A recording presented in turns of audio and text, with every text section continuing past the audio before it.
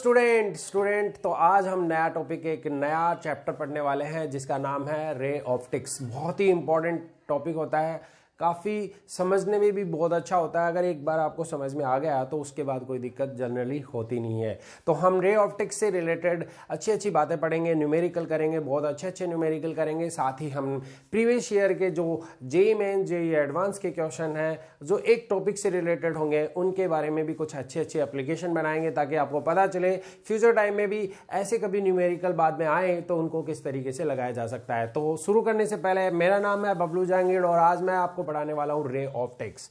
और ray optics जो है बहुत ही अच्छा सा एक चैप्टर है, काफी कॉन्सेप्चुअल है और समझ में भी बहुत अच्छे से आ जाएगा एक बार आप यहां पे पूरे बने रहोगे तो। नाउ हम स्टार्ट करते हैं। रे ऑप्टिक्स के अंदर सबसे पहला यही पार्ट है कि ऑप्टिक्स किसे कहते हैं। ठीक है, तो ऑप्टिक्स आपको ये मालूम होना चाहिए कि बिना लाइट हमारी जिंदगी में कुछ भी सही नहीं है कि नहीं। तो विदाउट लाइट जो है आप कुछ भी चीज नहीं देख सकते। आप एक किसी डार्क रूम के अंदर हैं तो आप किसी भी चीज को आइडेंटिफाई नहीं कर सकते हैं। तो सब ये जो चीज है ये लाइट से रिलेटेड पार्ट है ना। तो लाइट जो है वो जनरली क्या है और इसे हम एक फिजिक्स की ब्रांच में लेंगे जिसका नाम है ऑप्टिक्स। ठीक है, ऑप्टिक्स। ठीक है, तो ऑप्टिक्स क्या होती है? It is the branch of physics. एक ऐसी फिजिक्स की ब्रांच होती है, ब्रांच है ये किसी फिजिक्स की ऐसी ब्रांच है, एक ऐसी फिजिक्स की ब्रांच जिसमें हम ऐसी चीजों के बारे में डिस्कस करेंगे, हम डील करेंगे ऐसी बातों के बारे में कि जहां पर हम ये देखेंगे कि भी लाइट जो है उसका नेचर कैसा है। यस और नो, लाइट जो है वो लाइट किस तरीके से प्रोपगेट करती है कि नहीं। किसी एक मीडियम से दूसरे मीडियम में जब लाइट ट्रेवल करती है तो लाइट प्रोडक्शन कैसे करती है, लाइट का प्रोडक्शन कैसे होता है, ये भी हम इसके अंदर पढ़ेंगे। तो लाइट का प्रोडक्शन किस तरीके से होता है। नाउ अनदर टाइप जो हम देखेंगे यहाँ पे वो है कि लाइट कैसे प्रोपगेट करती है, लाइट कैसे प्रोपगेट करती है ना। तो ये चीज जो है हम जो चीज पढ़ेंगे इस पूरी फिजिक्स की ब्रांच में वो हम पढ़ेंगे ऑप्टिक्स के अंदर। तो ऑप्टिक्स क्या होती है? It is the branch of physics which we will discuss with the nature and production and propagation of light. ठीक है, नाउ हम बात करते हैं कि यहाँ पे हमारे पास दो फिनोमिनन होते हैं। देखो, दो फिनोमिनन होते हैं। सबसे पहले जो है हमारे पास फिनोमिनन है उसके इसमें हम देख लेते हैं कि कौन कौन सा फिनोमिनन है। तो सबसे पहले हम लाइट रे को, लाइट ये जो ऑप्टिक्स है इसको जनरली दो पार्ट्स में डिवाइड करते हैं। तो optics can be divided into two parts. तो पहला जो पार्ट है ऑप्टिक्स का उसे हम लेंगे, ऑप्टिक्स को हम आगे फर्दर दो पार्ट्स में डिवाइड करेंगे, दैट इज रे ऑप्टिक्स। और जो सेकंड पार्ट है उसे हम लेंगे वेव ऑप्टिक्स। तो पहले आप बात समझ लें, रे और वेव ऑप्टिक्स क्या है। देखो, लाइट जो है वो हमेशा एक सीधी लाइन में ट्रेवल करता है, एक सीधे पाथ में ट्रेवल करता है। तो रे ऑप्टिक्स के अंदर हम बात करेंगे ऐसी चीजों के बारे में जिसमें हम कुछ ऐसे फिनोमिनन, ऐसे नेचर, ऐसे बिहेवियर पढ़ेंगे जिसमें लाइट किस तरीके से एक सीधे पाथ में जब ट्रेवल करती है तो क्या क्या शो करती है, किस तरीके के फिनोमिनन शो करती है। तो वो सारी चीजें हम रे ऑप्टिक्स के अंदर पढ़ेंगे। ये जो रे ऑप्टिक्स का पार्ट है इसमें बेसिकली हम बात करेंगे कि लाइट के कौन से यानी लाइट का जो है वो नेचर हम पढ़ेंगे, पार्टिकल नेचर। तो इस रे ऑप्टिक्स के अंदर हम पढ़ेंगे लाइट के पार्टिकल नेचर को। अभी मैं वेव ऑप्टिक्स की बात नहीं कर रहा हूं, केवल रे ऑप्टिक्स के बारे में बात कर रहे हैं। तो पार्टिकल नेचर के बारे में हम पढ़ेंगे। दूसरी बात, जब भी कोई लाइट पार्टिकल नेचर में बिहेव करती है तो उस केस में लाइट जो है वो एक अपने रेक्टिलिनियर प्रोपगेशन को भी शो करती है। रेक्टिलिनियर यहां पे प्रोपगेशन होता है, प्रोपगेशन ऑफ लाइट। ठीक है, रेक्टिलिनियर प्रोपगेशन ऑफ लाइट का what is the meaning of rectilinear propagation? मतलब लाइट एक सीधे पाथ में ट्रेवल करती है, सीधी लाइन में जाती है। नाउ इस सिचुएशन के अंदर जब रेक्टिलिनियर प्रोपगेशन होता है लाइट का तो उस सिचुएशन के अंदर हम कुछ ऐसी चीजें पढ़ेंगे जिसमें हम कुछ लॉज पढ़ेंगे। ठीक है, लाइट के लॉज पढ़ेंगे जिसमें हम लाइट के लॉज के अंदर सबसे पहले हम जो लेंगे वो लेंगे रिफ्लेक्शन एंड देन फिर रिफ्रैक्शन और फिर उसके बाद डिस्पर्शन। ये सारी चीजें जो है हम इसके अंदर पढ़ने वाले हैं। तो हम पहली बात करेंगे रिफ्लेक्शन की। ठीक है, जिसमें लाइट जो है अपने बिहेवियर को कैसे शो करती है। तो हम सबसे पहले बात करेंगे लाइट के रिफ्लेक्शन पार्ट को। तो ये जो पार्ट है जिसमें हम सारी चीज़ें देखेंगे, इसमें हम ये देखेंगे कि भी कैसे एक मिरर जो है इमेज का फॉर्मेशन करता है, कैसे एक मिरर इमेज का फॉर्मेशन करता है, कैसे एक लेंस इमेज का फॉर्मेशन करता है, और उनसे हम डिजाइन करेंगे बहुत सारे ऐसे ऑप्टिकल इंस्ट्रूमेंट जिससे कि हम हेवनली बॉडीज को भी देख सकते हैं। आगे चल के हम देखेंगे कि कैसे हम कंपाउंड माइक्रोस्कोप, कैसे हम टेलीस्कोप का यूज करते हैं, वो सारी चीजें इसी रे ऑप्टिक्स के पार्ट में ली जाएंगी। नाउ आगे हम बढ़ने चाहते हैं नेक्स्ट, जो हम थोड़ा सा डिस्कशन इसके बारे में शुरू कर देते हैं। वेव क्या होता है? देखो, वेव ऑप्टिक्स ये दूसरी ब्रांच है, फिजिक्स की ऐसी दूसरी ब्रांच है जिसको ऑप्टिक्स में ही लिया जाता है। लेकिन जनरली जो ये जो ब्रांच है इसके अंदर हम पार्टिकल की बात ना कर हम लाइट के वेव नेचर की बात करेंगे। किस नेचर की बात करेंगे? वेव नेचर की। जब लाइट अपने वेव नेचर में शो करती है तो ऐसे कुछ फिनोमेनन मैं आपको करके बताता हूं। जैसे कि सपोज दैट कि आपके पास ऐसे, हमें मालूम है कि भी लाइट जो है वो एक सीधे पाथ में ऐसे ट्रेवल करती है ना, इस तरीके से लाइट एक सीधे पाथ में ट्रेवल करती है। नाउ इन दिस सिचुएशन अगर हम देखें, सामने मैंने एक स्क्रीन लगा दी, ये स्क्रीन लगा दी है ना, और मैं क्या करता हूं, एक छोटा सा मैंने ऑब्स्टेकल इसके बीच में रख दिया। यहां पे लाइट के सामने एक छोटा सा ऑब्स्टेकल मैंने यहां पे रख दिया, ठीक है, ये एक ऑब्स्टेकल है, तो दिस इज द ऑब्स्टेकल, है ना। तो अब आप सोचो कि लाइट जब ऐसे आएगी, इस तरीके से आएगी, तो हो सकता है कि भी जो लाइट के सामने जो हमने ऑब्स्टेकल रखा है, जो ऑब्क्यू रखा है, वो क्या करेगा, लाइट को यहां आने नहीं देगा, बिल्कुल नहीं आने देगा। इसका मतलब लाइट यहां से ऐसे तो सीधे ट्रेवल हो सकती है, इसका मतलब जहां पर भी ऑब्क्यू रखा गया है या फिर ऑब्स्टेकल रखा गया है वहां पे लाइट पहुंच ही नहीं पाएगी। इसका ये मीनिंग होगा, क्योंकि लाइट अगर एक रेक्टिलिनियर प्रोपोगेशन करती है, सीधे पाथ में ट्रेवल करती है, तो उस केस में लाइट जो है वो बेंड नहीं हो सकती, ऐसा मान के चलते हैं। लेकिन एक्चुअल में ऐसा नहीं होता। हम वेव नेचर की जब बात करते हैं तो एक्चुअल में ऐसा नहीं होता। होता क्या है कि ये जो लाइट जो है इसको इस तरीके से सीधे जाना चाहिए था, बट ये लाइट जो है ये यहां पर सीधे ना जाकर क्या करती है, इसके कॉर्नर से टकराती है। यहां पे ये जो कॉर्नर है इससे टकरा के थोड़ी बहुत बैंड हो जाती है। देखो, जहां लाइट नहीं पहुंची उस रीजन को हम यहां पे शैडो रीजन बोलेंगे। शैडो रीजन का मतलब है लाइट वहां पे एंटर नहीं हो पाई है। इसका मतलब जैसे ही लाइट ये इसके कॉर्नर से टकराती है, तो एक्चुअल में हमने क्या देखा कि रियलिस्टिक सिचुएशन कुछ ऐसी नहीं होती। होता क्या है कि जब ये इसके ऑब्स्टेकल यानी किनारों से टकरा के लाइट जो है वो थोड़ी बहुत बैंड हो जाती है, इस तरीके से बैंड हो जाती है ना, तो ये बैंड होकर कहां चली जाती है, शैडो रीजन में एंटर कर जाती है। शैडो रीजन में एंटर कर जाती है। इसका मतलब क्या हुआ? इसका मतलब ये हुआ कि कहीं ना कहीं लाइट ने धोखा दे दिया हमें, है ना। धोखा क्या दिया कि लाइट को सीधा चलना चाहिए, बट ऐसा हो नहीं रहा। तो ऐसे जो सिचुएशन हम पढ़ते हैं वो हमारा आता है वेव ऑप्टिक्स के अंदर। और जनरली ये जो फिनोमिनन हम देख रहे हैं, इस फिनोमिनन को हम कहते भी हैं कुछ, इसका नाम हम लेते हैं डिफ्रैक्शन। तो क्या बोलते हैं इसको? Diffraction of light.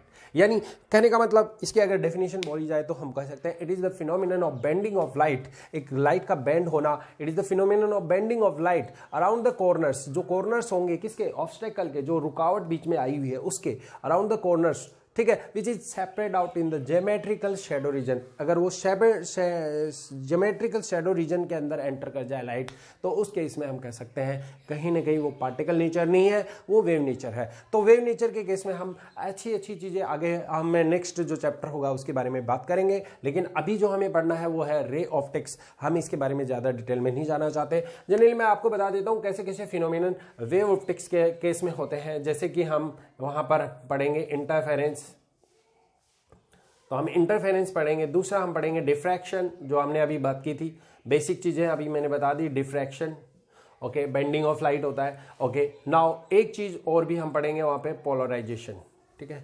तो पोलराइजेशन ये भी हम पढ़ने वाले, ठीक है।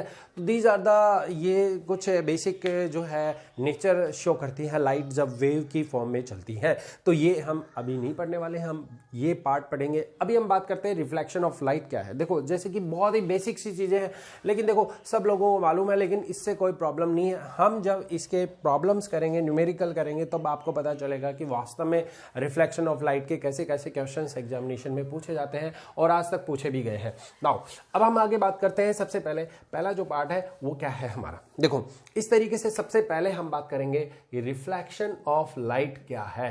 तो रिफ्लेक्शन ऑफ लाइट, हम लाइट के बिहेवियर की बात करते हैं। नोट, हम ये नहीं चाहते कि रिफ्लेक्शन पढ़े अभी, हम ना यहां पे लाइट के बिहेवियर ऑफ लाइट, तो हमारा टॉपिक है बिहेवियर और या फिर बोल सकते हैं नेचर ऑफ लाइट। ठीक है, किस तरीके से कैसा बिहेवियर शो करती है। जैसे कि मान लो यहाँ पे एक ऐसा मीडियम है, ये ऐसा एक मीडियम है ना, एक मीडियम है कुछ इस तरीके का। मैंने एक मीडियम लिया हुआ है, ये एक मीडियम है और ये मैंने मीडियम ले लिया मीडियम सेकंड, ये this is the medium second है ना। और यहाँ पे इस तरीके से एक लाइट जो है वो यहाँ पे ऐसे ट्रेवल करती हुई आती है किसी अनदर मीडियम से। ये कोई मीडियम है, मीडियम फर्स्ट। ओके जी, अब दिखते हैं यहाँ पे हम एक नॉर्मल ड्रॉ करते हैं। हमें नॉर्मल ड्रॉ करना पड़ता है जनरली, हम ऐसे नेचर को अगर फाइंड आउट करना चाहते हैं तो हम क्या देखते हैं कि ये हमारे पास जो रे है जो इंसिडेंट हो रही है कौन से मीडियम से कौन से इंटरफेस पे जाना चाहती है, फर्स्ट मीडियम से सेकंड मीडियम के इंटरफेस पे जाना चाहती है। तो हम देखना चाहते हैं कि भी किस तरीके के बिहेवियर को ये शो करती है। नाउ इन दिस सिचुएशन अगर हम बात करें कि ये अगर हमारे पास इंसिडेंट रे है, वैसे आप you know very well about the reflection of light, क्योंकि आपने 10th क्लास में भी पढ़ा है तो ये आपको आता भी है। बट हम इस ज़्यादा डिटेल में नहीं जाकर हम चीज़ों को समझने की कोशिश करते हैं कि किस तरीके से कैसे कैसे बिहेवियर शो करती है लाइट। तो इंसिडेंट रे जो है वो ऐसे ट्रेवल करती हुई अगर इस मीडियम में जाना चाहती थी, मीडियम सेकंड में जाना चाहती थी, बट वो मीडियम सेकंड में नहीं गई, इसका मतलब वो इसी तरीके से ऐसे चलेगी। यानी कहने का मतलब रिफ्लेक्शन ऑफ लाइट क्या है कि कोई भी इंसिडेंट रे ऑफ लाइट का कुछ भी पार्ट, ठीक है, some part of the incident ray of light, ठीक है, अगर वो बैक इनटू या back turn into the first medium में चला जाता है, यानी कहने का मतलब ये वापस कौन से मीडियम में ट्रेवल कर जाती है, लाइट अगर पहले ही मीडियम में ट्रेवल कर जाती है तो उस केस में ये जो फिनोमिनन होता है इसे हम बोलते हैं रिफ्लेक्शन ऑफ लाइट। तो हमें बेसिक चीजें पता होनी चाहिए कि हम किस तरीके से रिफ्लेक्शन ऑफ लाइट को डिफाइन करते हैं। यानी जो भी इंसिडेंट रे ऑफ लाइट का जो पार्ट है उसमें से ऐसा पार्ट जो पहले मीडियम से पहले मीडियम में ही चला जाए, इसका मतलब वो क्या कर रही है, रिफ्लेक्शन के फिनोमिनन को शो कर रही है। बट इन दी सिचुएशन अगर हम दूसरे की पार्ट की बात करें तो ऐसा हो सकता है कि अगर ये लाइट जो है, ये लाइट ऐसे चल रही थी, ये लाइट ऐसे चल के इस तरीके से इसको इधर चलना चाहिए था, ऐसे सीधा ट्रेवल करना चाहिए था। बट क्या होता है, कुछ ऐसा लाइट हमें एक धोखा दे रही है। कैसा धोखा देगी, लाइट यहाँ पे सीधे ना चलकर वो अपने पाथ को चेंज कर लेती है। यानी कहने का मतलब अपने पाथ को अगर कुछ चेंज कर लेती है, अभी हम इसके बारे में बात नहीं कर रहे, इसकी डिटेल स्टडी हम आगे करने वाले हैं। तो अगर वो अपने पाथ को चेंज करती है, अगर कोई भी रे ऑफ लाइट ऑप्टिकली किसी एक मीडियम से दूसरे मीडियम में ट्रेवल कर रही है और दूसरे मीडियम में जाकर वो अपने पाथ को चेंज कर लेती है, तो ऐसे फिनोमिनन को हम बोलते हैं रिफ्रैक्शन ऑफ लाइट। तो this is called refraction of light. And I think आपको पता भी है, बट कोई बात नहीं, हम देखते रहते हैं थोड़ी थोड़ी चीज़ें। अब एक चीज़ भी हो सकती है, ऐसा भी हो सकता है कि लाइट की जो एनर्जी है वो किसी एक मीडियम पे जाए और जाने के बाद में वो कंप्लीट जो एनर्जी है लाइट की वो कंप्लीटली एब्जॉर्ब कर ली जाए उस पर्टिकुलर मीडियम से। ठीक है, तो उस केस में हम बोल सकते हैं कि लाइट का तीसरा एक और फिनोमिनन हम पढ़ सकते हैं और वो क्या है, absorption of light. Absorption of light का मीनिंग क्या है, what is the meaning of absorption of light? इसका मतलब ये है कि जो भी लाइट ठीक है किसी भी एक मीडियम पे जाकर ट्रेवल करने की कोशिश करती है, तो उस सिचुएशन में हम ये मान के चलते हैं कि कंप्लीटली जो लाइट की एनर्जी है वो एब्जॉर्ब कर ली गई है दूसरे मीडियम से। ठीक है, तो अगर वो कंप्लीटली लाइट की एनर्जी को एब्जॉर्ब कर लेता है तो इस सिचुएशन या इस फिनोमिनन को हम एब्जॉर्प्शन ऑफ लाइट कहेंगे। ठीक है, तो ऐसा जनरली होता है ब्लैक बॉडीज के अंदर। जो प्लेटिनम ब्लैक है उससे जब भी लाइट आप एंटर कराओगे तो कंप्लीटली तो दुनिया में कोई ऐसी आइडियल ब्लैक बॉडी होती नहीं है जनरली, फिर भी हम मान के चलते हैं कि प्लेटिनम ब्लैक जो है वो 98% तक जो है लाइट को एब्जॉर्ब कर सकता है। तो ऐसी सिचुएशन में हम क्या करते हैं कि ये जो एब्जॉर्प्शन ऑफ लाइट है इसमें हम बोलेंगे कि जितना भी पार्ट एनर्जी का आया था लाइट का वो सारा का सारा एब्जॉर्ब कर लिया गया है उस मीडियम से, है ना। तो ये कुछ इसके बिहेवियर हमने शो कर लिए। अब हम ना वन बाई वन सारी चीज़ों को डिटेल में स्टडी करने वाले हैं, फिर हम कुछ अच्छे न्यूमेरिकल्स करने वाले हैं। तो न्यूमेरिकल बहुत ही अच्छे होंगे और इस चीज़ को आप ना अपने दिमाग में डालो, क्योंकि ये जो चैप्टर है ये बहुत ही अच्छा सा चैप्टर है और इसे समझना भी बहुत आसान है। तो अब हम बढ़ते हैं आगे,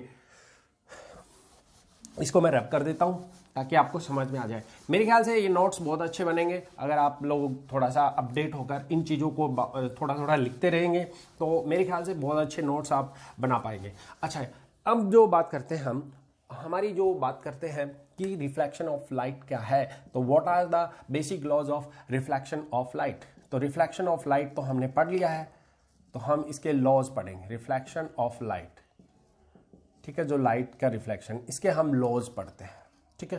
तो लॉज क्या है, पहला लॉज क्या है, देखो अगर हमारे पास इस तरीके से कोई भी एक इंटरफेस है और यहां से इस तरीके से लाइट ट्रेवल कर रही है, ओके, तो यहां पे हमें first you will have to make normal, तो आपको एक नॉर्मल ड्रॉ करना पड़ेगा।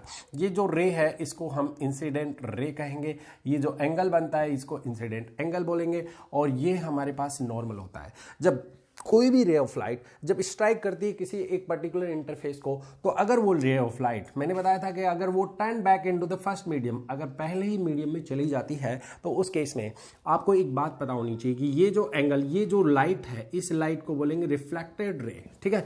और ये जो एंगल है ये एंगल आई है और ये एंगल आर है, ठीक है।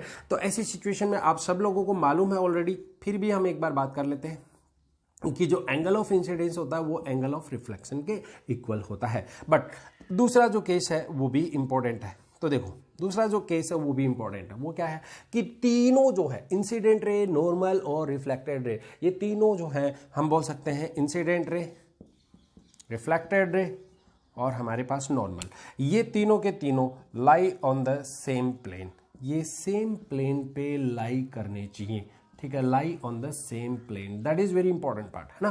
तो ये चीज देख सकते हैं।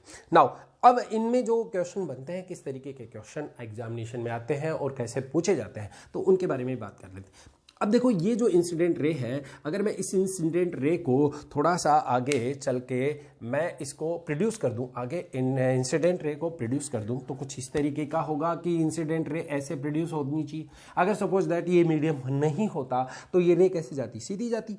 अगर ये मीडियम नहीं होता तो फिर इस केस में क्या होगा, ये रिफ्लेक्टेड रे है, तो इन दोनों के बीच का ये देखो इंसिडेंट, ये बोलेंगे हम प्रोड्यूस्ड, इसको बोलेंगे हम प्रोड्यूस्ड इंसिडेंट रे, ठीक है। अच्छा, प्रोड्यूस्ड इंसिडेंट रे और ये जो रिफ्लेक्टेड रे होता है, इसके बीच का जो भी एंगल बनता है, ये जो एंगल बनता है, ठीक है ना, ये जो एंगल होता है इसे हम डेविएशन एंगल बोलते हैं, डेविएशन एंगल। सो डेविएशन एंगल को डेल्टा से रिप्रेजेंट किया जाता है, तो this is called deviation angle. Deviation angle का मीनिंग समझ में आ गया होगा कि अगर ये इंटरफेस नहीं होता तो जो रिफ्लेक्टेड रे और इंसिडेंट प्रोड्यूस्ड रे के बीच का जो एंगल होता है उसे ही हम डेविएशन एंगल बोलते हैं। तो अभी ये जो डेविएशन एंगल है इस पे बेस्ड काफ़ी अच्छे अच्छे क्वेश्चंस एग्जामिनेशन में पूछे जाते हैं। तो चलो हम बात भी करेंगे, वन बाई वन सारी चीज़ें को डिस्कस करने वाले हैं, तो आप वीडियो को लास्ट तक देखेंगे ताकि आपको ये पता चलेगा कि हम करने क्या वाले हैं, ठीक है। अच्छा, मुझे बताया कि ये एंगल आई आर के इक्वल है, तो ये टोटल एंगल कितना हो गया, 2i हो गया, है कि नहीं, क्योंकि दोनों एंगल सेम है। तो इस केस में ये टोटल एंगल कितना हो गया, ये 180 डिग्री हो गया, ये यहां से लेकर यहां तक 180 डिग्री, तो ये वाला एंगल हमें चाहिए। तो डेल्टा क्या होगा, डेल्टा विल बी यहाँ पे 180 डिग्री माइनस 2i, या फिर हम बोल सकते हैं इसको पाई भी लिखा जा सकता है, पाई माइनस 2i, ठीक है। तो ये एक डेल्टा जो है वो यहाँ पे डेविएशन एंगल है। जनरली क्वेश्चन जो है वो डेविएशन एंगल के ही पूछे जाते हैं। अब आगे कुछ सिचुएशन लेते हैं, कुछ ऐसी सिचुएशन बनाते हैं ताकि हम ये समझें कि लाइट कैसे कैसे ट्रेवल करे, तो किस तरीके से जो है उनके डेविएशन एंगल और उनके नॉर्मल, उनके बारे में बात की जा सकती है ना। अगर मान लो किसी भी रे ऑफ लाइट के लिए कुछ मैं स्पेशल केसेस की बात करता हूँ, सपोज दैट कि कोई रे ऑफ लाइट है कि नहीं, ये कोई इंटरफेस है और इस इंटरफेस पे कोई रे ऑफ लाइट ऐसे ट्रेवल कर रही है। नॉर्मली अगर कोई भी रे ऑफ लाइट ट्रेवल कर रही है, बहुत इंपॉर्टेंट पार्ट है, बहुत ही इंपॉर्टेंट पार्ट है, ठीक है। तो यहाँ पे अगर ये इंसिडेंट रे है हमारी, ये इंसिडेंट रे है, तो आपको पता है कि हमें नॉर्मल ड्रॉ करना पड़ेगा, और नॉर्मल जो होगा वो बिल्कुल इंटरफेस के बिल्कुल 90 डिग्री पे होगा। तो ये जो इंसिडेंट है, तो नॉर्मल यही किसका काम करेगा, नॉर्मल का वर्क करेगा। और ये छोटी छोटी चीजें मिलाकर बहुत अच्छे अच्छे एग्जांपल्स बाद में बन जाते हैं, ठीक है। इंसिडेंट रे, और इस तरीके से जब भी ये इंसिडेंट रे इस इंटरफेस पे टकराएगी तो रिफ्लेक्शन तो होगा, तो इस केस में रिफ्लेक्शन कितना होगा, यानी ये जो हमारी रे है, ये कौन सी रे है, ये है रिफ्लेक्टेड रे, तो रिफ्लेक्टेड रे, ओके।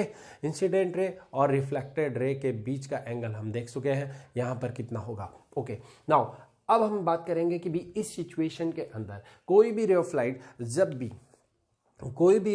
जब भी कभी नॉर्मली ट्रेवल करती है किसी इंटरफेस पे, तो वो अपने पाथ को रिट्रेस करती है, तो हम कहते हैं retrace the path, retrace the path, और ये काफ़ी इंपॉर्टेंट लाइन है, ठीक है। ये मैं आपको बताऊंगा नहीं, क्योंकि अभी आपको ये याद रखनी है और हम इसको डिफरेंट टाइप के सिचुएशन में आगे मिलाने वाले हैं, ताकि आपको ये पता चले कि कब रिट्रेस ऑफ द पाथ की बात की जाएगी तो कैसे क्वेश्चंस बन सकते हैं।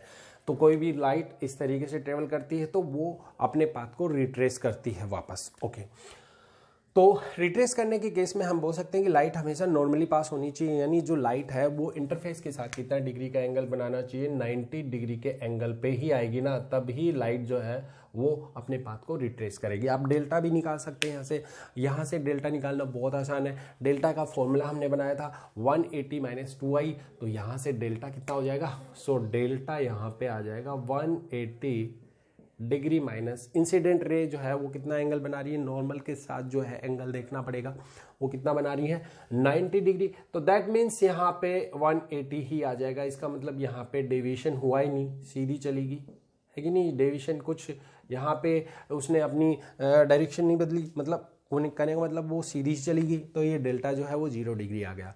तो और भी बहुत सारी, अभी एक क्वेश्चन एक आपको अनदर टाइप का केस मैं देता हूँ। अगर कोई भी रे ऑफ लाइट ग्रेजुअली ग्रेजेस होके जाती है, किसी भी इंटरफेस पे ग्रेजुअली ग्रेजेस होके जाती है, रेंगती हुई जाती है, तो उस केस में आपको डेल्टा निकालना है। और डेल्टा कितना होगा, 180 डिग्री होगा, क्योंकि वो क्या हो जाएगी उस केस में जो एंगल ऑफ इंसिडेंस होगा आई वो 0 होगा। और 0 के केस में हम क्या लेते हैं, है ना, 0 होगा। और उस सिचुएशन में आपको मालूम होना चाहिए कि उस सिचुएशन में आपका डेल्टा जो है वो कितना हो जाएगा, 180 डिग्री से डिवाइडेड हो जाएगा, ठीक है। वो आगे का केस है, वो हम नहीं ले रहे हैं। चलो अब हम आगे बढ़ते हैं कि नेक्स्ट जो टॉपिक है वो क्या है।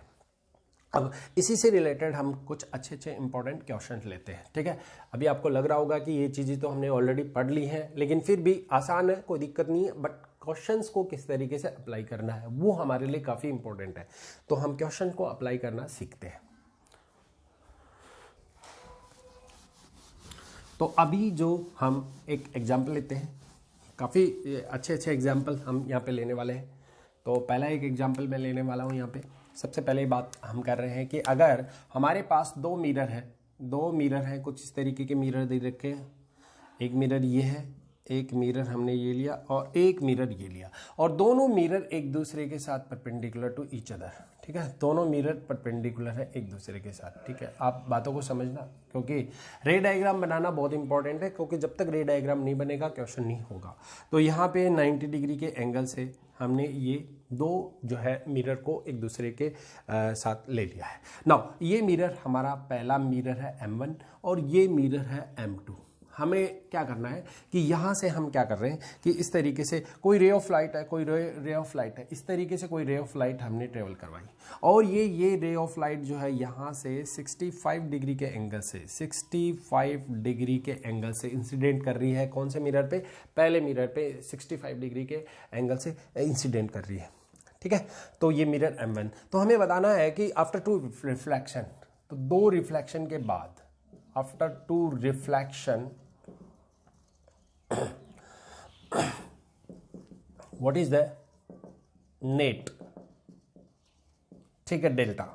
नेट डेल्टा का मतलब क्या है, नेट एंगल ऑफ डेविएशन क्या होगा, ये क्वेश्चन है हमारा। चलो इसको सॉल्व करके देखते हैं। चलो हमने क्या किया कि 65 डिग्री के एंगल से ये जो रे है ये इंसिडेंट रे है। अब आपको मालूम होना चाहिए कि लॉज ऑफ रिफ्लेक्शन में आपने पढ़ा था कि जितना एंगल ऑफ इंसिडेंस होगा उतना ही एंगल ऑफ रिफ्लेक्शन होगा। तो ये जो है ये रे, ये यहाँ पे हमने नॉर्मल ऑलरेडी ड्रॉ कर दिया है। तो ये कितने डिग्री के एंगल से होगा, 65 डिग्री के एंगल से। तो ये मैंने 65 डिग्री एंगल, तो ये 65 डिग्री के एंगल से। अब आपको मालूम होना चाहिए कि ये जो रे है, ये रे यहाँ पे इस पॉइंट पर टकराएगी, इस पॉइंट पर स्ट्राइक करेगी, इस पॉइंट पर स्ट्राइक करेगी, है कि नहीं। हमें नेट डेल्टा निकालना है। तो देखो ये नॉर्मल है, तो आपको बताओ कि नॉर्मल ये टोटल 90 डिग्री है। देखो ये इधर ध्यान दें, एक बार ये क्वेश्चन करते हैं फिर देखें।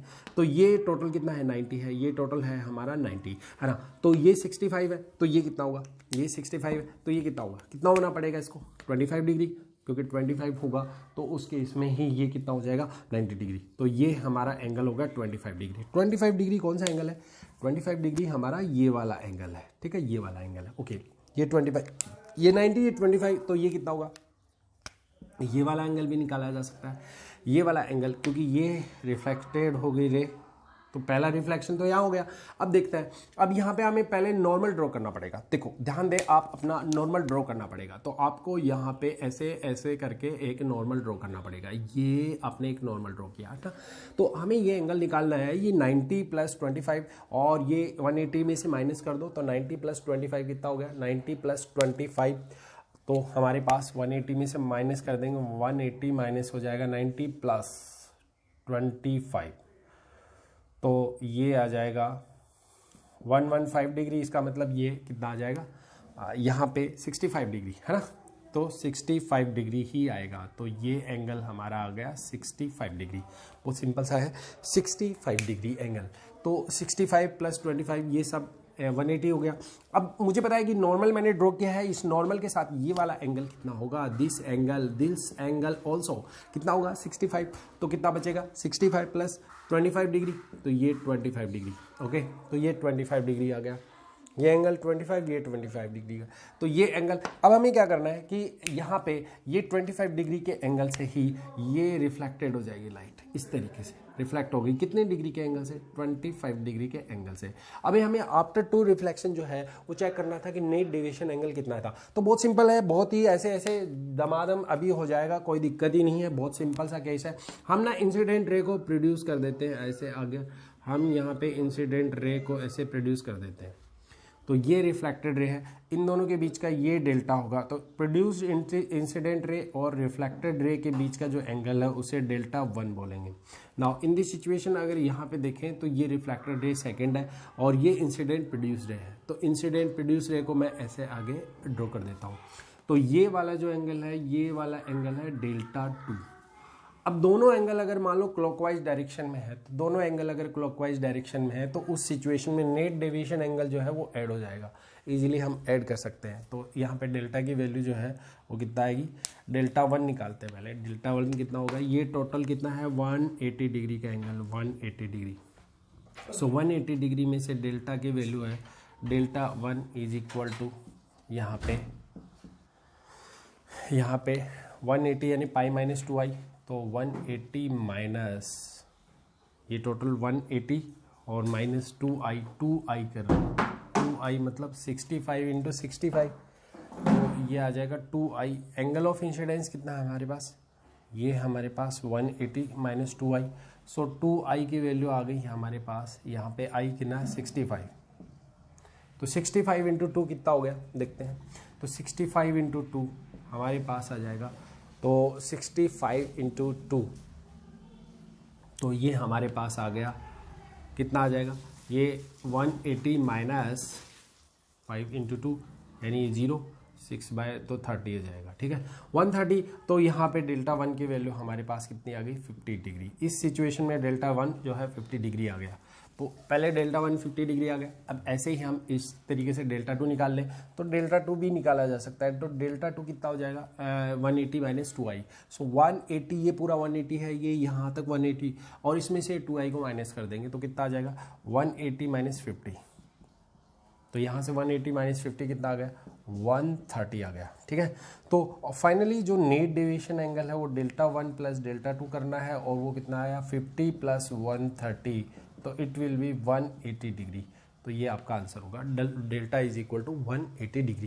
तो नेट डेविएशन एंगल जो है वो 180 डिग्री होगा। अब एक क्वेश्चन में एक ट्रिक बनाते हैं। वो ट्रिक क्या है? देखो, जब भी पहला रिफ्लेक्शन होगा तो उससे हमें कोई दिक्कत नहीं है, बट अगर दूसरा रिफ्लेक्शन होगा ना, तो दूसरे रिफ्लेक्शन के केस में, जब हम दूसरे रिफ्लेक्शन का केस देखते हैं तो उस केस में अगर ये एंगल 65 डिग्री वाला, ये जो 65 डिग्री है, अगर ये वाला एंगल अगर एक्सीड कर जाता है 90 डिग्री से एक्सीड कर जाएगा, 90 डिग्री से एक्सीड कर जाएगा, तो ध्यान रहे नॉर्मल जो है वो इधर ना बनकर इधर बनेगा। तो उस केस में जो है रे इधर नहीं जाकर वो रे वापस इसी पर ही वापस रिट्रेस कर सकती, हो सकता है तीसरा रिफ्लेक्शन भी हो जाए।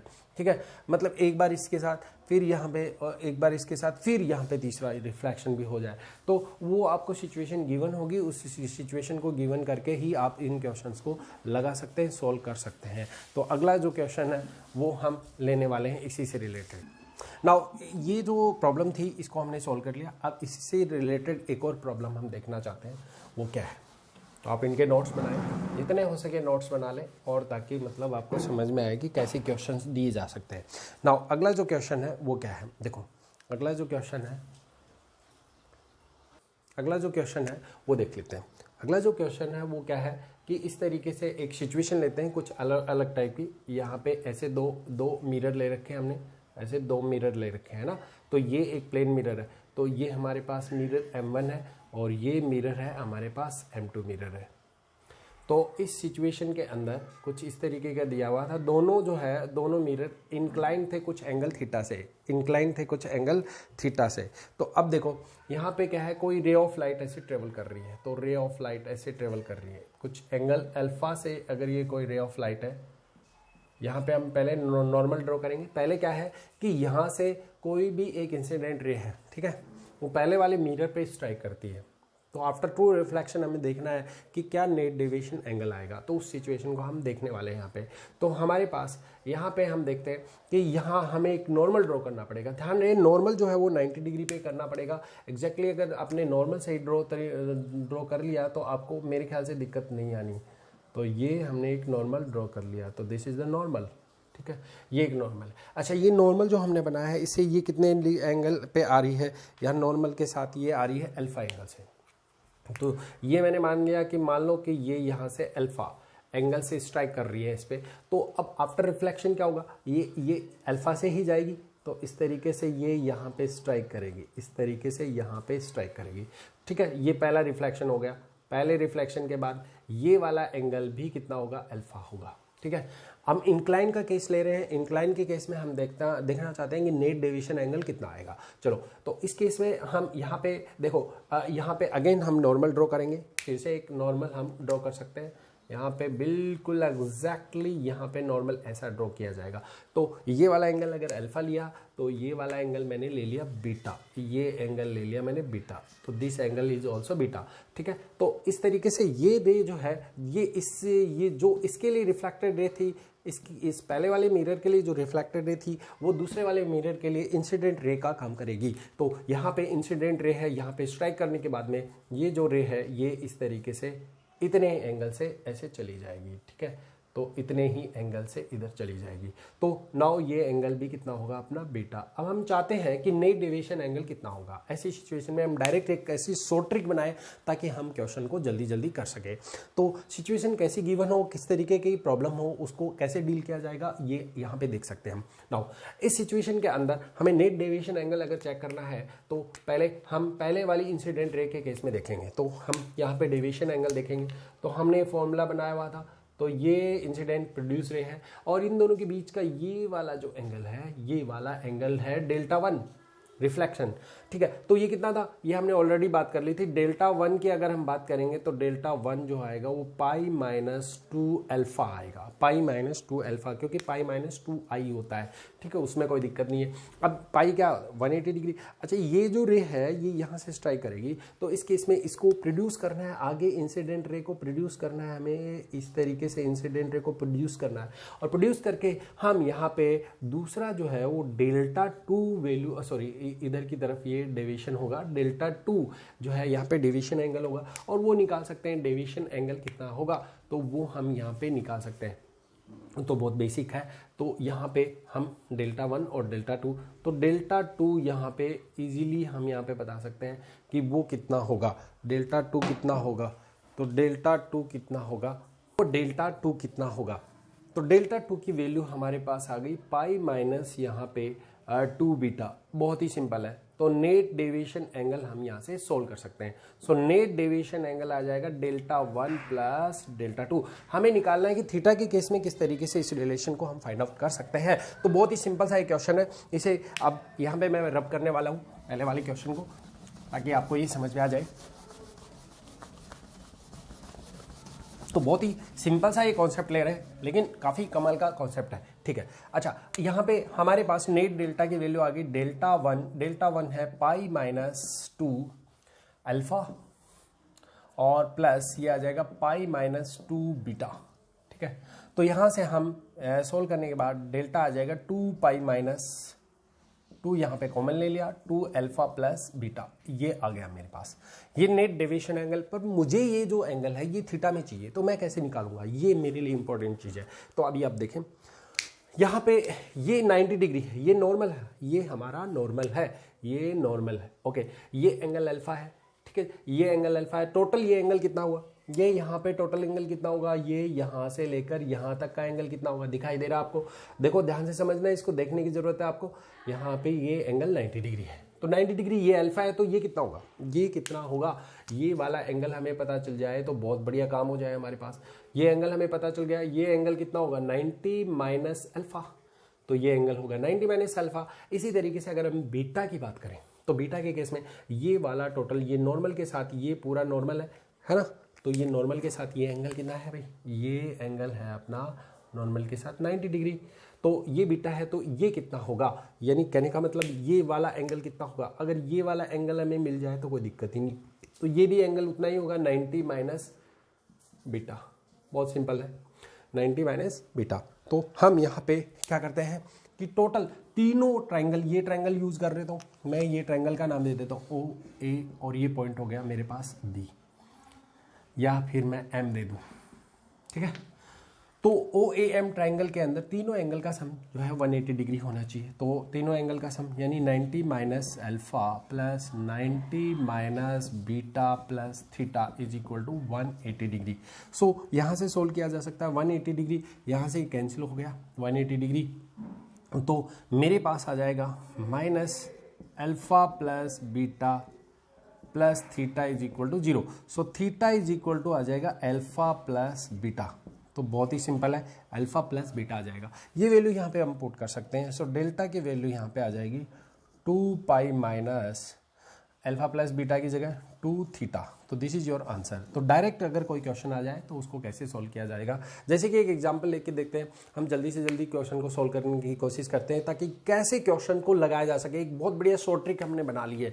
देखो, अगर ये इंक्लाइन होता, अगर ये क्वेश्चन में दिया होता कि थीटा हमने 60 डिग्री लेना है, थीटा हमने कितना लेना है 60 डिग्री, ऐसी सिचुएशन दे रखी है 60 डिग्री पे अगर कोई थीटा जो है इंक्लाइन है 2 मीटर, तो उस केस में हमें अगर नेट डेविएशन एंगल चाहिए तो वो कैसे निकाला जा सकता है। तो नेट डेविएशन एंगल सीधा निकाला जा सकता है यहाँ पे 2 पाई माइनस 2 थीटा। 2 थीटा करोगे तो 2 थीटा की वैल्यू यहाँ पे आ जाएगी 2 थीटा 120 डिग्री, और यहाँ पे सोल्व किया जा सकता है 2 पाई, और आप आगे चल के सोल्व कर सकते हैं। Delta equal to 2 pi minus 120 degree. ये काम आपके लिए छोड़ता हूँ क्योंकि ये बढ़िया, बहुत बढ़िया शॉर्ट ट्रिक बन चुकी है जिनको हम इजीली इन क्वेश्चंस को लगा सकते हैं। तो that is very important part.